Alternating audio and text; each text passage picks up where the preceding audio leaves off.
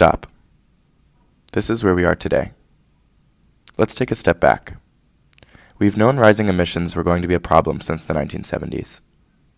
Leading scientists told us that burning fossil fuels would lead to rising global temperatures. State-of-the-art equipment was used to take measurements of carbon dioxide in the ocean. And that research was being conducted by none other than ExxonMobil. So Exxon knew. Since 1979, Exxon knew the threat burning fossil fuels posed for our climate.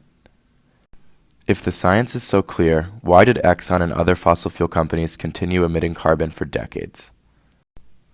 Under capitalism, fossil fuel companies will stop at nothing to turn our natural world into profit, destroying our only home for money.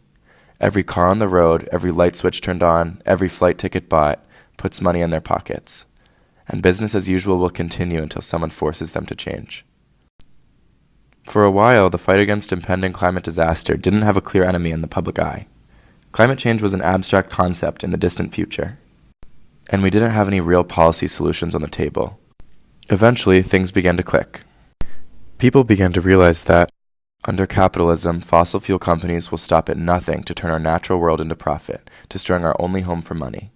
Every car on the road, every light switch turned on, every flight ticket bought, puts money in their pockets. And business as usual will continue until someone forces them to change. The fight against rising emissions right now is a lot about the fight against the fossil fuel companies that are directly causing the problem. The enemy is clear, and a policy solution is finally on the table. It's called the Green New Deal. And the Green New Deal is quickly moving into the public consciousness. Green New Deal. Green New Deal. Green New Deal. Green New Deal. If we have the solution ready to go, what's stopping us from making the changes we need to avert the worst of the climate catastrophe?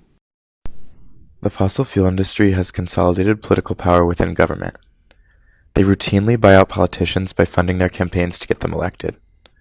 Donald Trump has already taken $2 million in his 2020 presidential campaign. Some Republicans in Congress have also taken over $1 million in donations. And many Democrats are guilty too. Nancy Pelosi referred to the Green New Deal as the Green Dream or whatever, and that's probably because she took nearly $1 million from the fossil fuel industry. They also pour billions of dollars into lobbying. In 2018 alone, ExxonMobil spent $31 million. They essentially wrote climate legislation. BP is the same. They spent $16 million in lobbying. And it's because, under capitalism, fossil fuel companies will stop at nothing to turn our natural world into profit, destroying our only home for money. Every car on the road, every light switch turned on, every flight ticket bought, puts money in their pockets. And business as usual will continue until someone forces them to change. What kind of future are our children going to have? What kind of world are they going to live in? ¿Qué hacemos en la cafetería cuando terminamos de comer? Compost. We compost. ¿Y qué más? We recycle trash out into every landfill. En landfill. ¿Y reusan esas cosas? Sí, las reusan. So he's filling up his car with water instead of gas. Clean and healthy stuff. Yeah, and that means no packaging. It means it's grown right in your community where you live. We want a healthy environment, and we want there to be lots of sun, and clean water, and we want it to be like green and like bright, not all like gray, dark, like polluted. So we have our tree here. If so many kids know the truth about climate change, why aren't our politicians listening? People are rising up every day. This is what it looks like when people come together and refuse to let profit-hungry corporations wreak havoc. People are blocking pipeline construction here in North Carolina and all over the East Coast. The largest climate strikes in history happened on September 20th. Over 4 million people protested climate inaction, demanding that our world leaders align policy with best available science. On December 6th, millions of Americans take to the streets, demanding that their politicians begin making a Green New Deal a reality.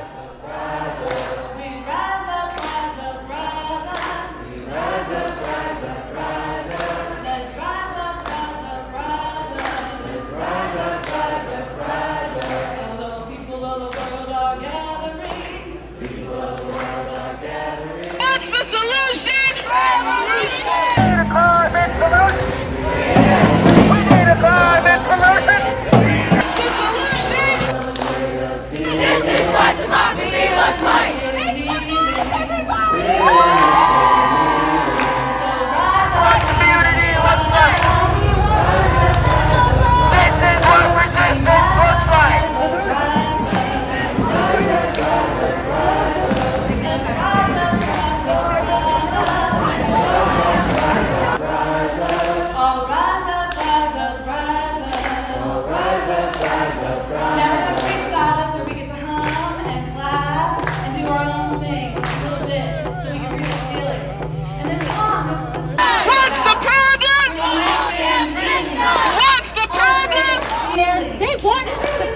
we are too small.